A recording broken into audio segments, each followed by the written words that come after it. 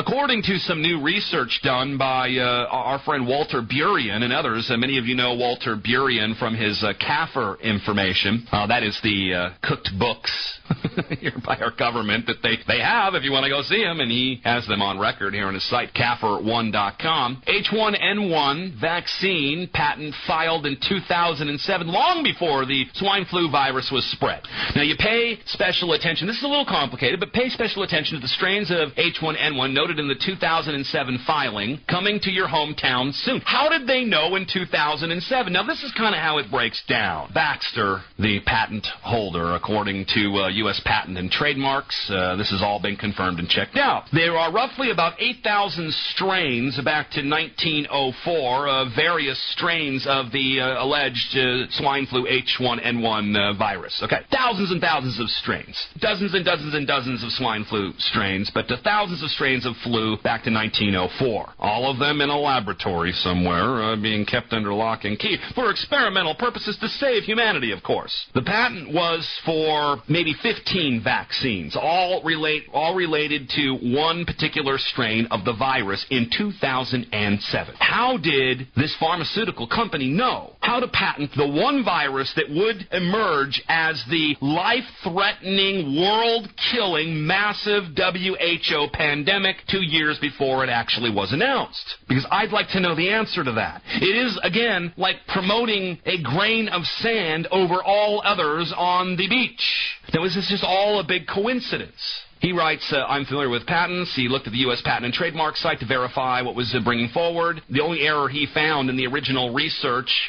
initially done by John Perna, was that it was actually went back farther. 2007, long before the virus was staged as an outbreak as a new viral strain in Mexico, to much fanfare and ado. This verified information could be the last nail in the coffin for an immediate suspension of the entire charade. Now, I've got the research, the connections, the links, all of this, and some of it is very complicated, so I don't want to, go over it on the radio. It's just probably not going to translate very well, but I want you to go take a look at that at deadlinelive.info. You will see it. And I think that it goes very well with a document that we put up here a couple of weeks ago, which was leaked to us. IBM internal document outlines knowledge of planned pandemic with 100% certainty. IBM Services and Global Procurement, IOT Europe. Pandemic Plan Overview. Quote, an official inter-departmental document was distributed to upper-level management of IBM France in 2006. This is how a company like Baxter would know how to patent an individual strain, potentially, allegedly, that was going to be a big outbreak, which they were going to develop a vaccine for, which would happen years later. Back in France in 2006, an interdepartmental document, now leaked from IBM Services, disclosed in the secret document, was the prediction of a, quote, planned pandemic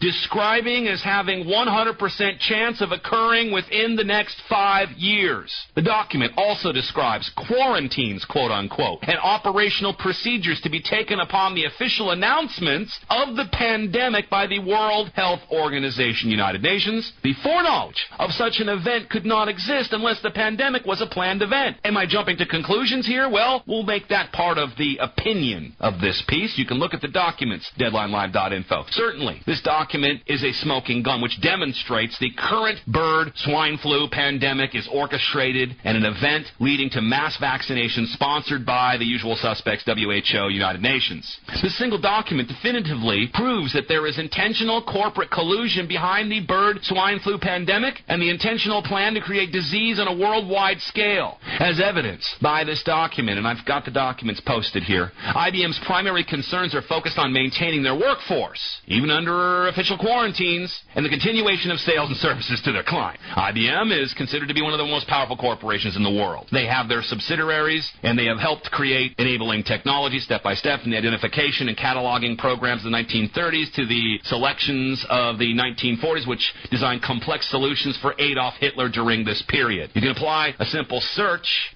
for additional documents. We've got the link to IBM. Query Pandemic 2006 or Pandemic 2005 for dozens of relevant results on the pandemic preparedness and planning. They were planning for this with 100% certainty at IBM in 2005-2006. Here's what they said. IBM Plan Assumptions. There is a 100% chance that a pandemic will occur within the next 5 years. Guess it only took 3. During the pandemic, a maximum of 30% of the workforce will be available. We will plan, logically due potentially to the vaccine. We will plan for 2 waves of the pandemic, each lasting 12 weeks each, separated by a 12-week breather period. Where are we now? We had the first run here early to midsummer. The second run, which they predicted would be now, pretty close to about a 12-week interval in there. One problem, though, the deaths that would be incurred here, the 30% of the workforce only available, 70% of the workforce out, was largely dependent maybe on, I'm guessing, on taking that Baxter vaccine, or the Glaxo-Wellcome vaccines, which are now being banned in Canada. They write, IBM Plan Assumptions, there will be one trigger from corporate pandemic VP probably a few days ahead of the WHO official trigger. Each country where we operate will respond positively to government requests. I guess they knew that in advance. And then they get into the process flow in something they call the IMT, critical declaration. The declaration will be made. They have an IMT pandemic leader. The pandemic leader will notify all crisis management teams. I mean, this is the whole plan. It's coming, 100% certainty. Here's how we're going to react, and here's how the government is going to react. How did they know? I mean, are they that good? Maybe they just used a model, one of their computer models, and went, oh, okay, 100% certainty pandemic. Get ready. Now, some people, I'm sure, could chalk this up for massive intellectual foresight. Or some could say this is just taking no chances. Some would say that they had insider knowledge. Some might even say they were in on it. See, by themselves, a lot of these things maybe don't mean a lot. Put together, along with everything else we've covered over the last several months, I think it speaks for itself. It speaks for itself. It speaks